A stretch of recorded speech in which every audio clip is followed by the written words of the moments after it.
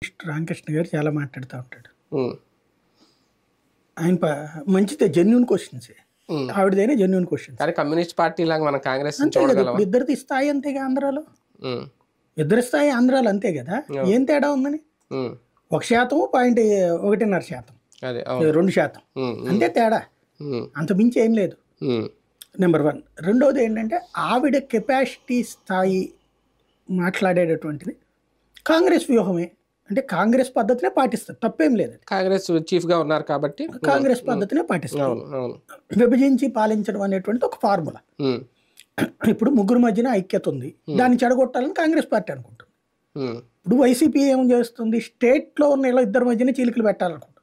ఉమ్, రోజు మీరు సాక్షి చూస్తే జనసేనకి తెలుగుదేశంకి మధ్య చిచ్చు పెట్టే ప్రయత్నంలో స్టోరీలు రాస్తారు అదే అవును. సాక్షి. ఉమ్, వీళ్ళు ఏం చేస్తారు, అటు చేస్తారు.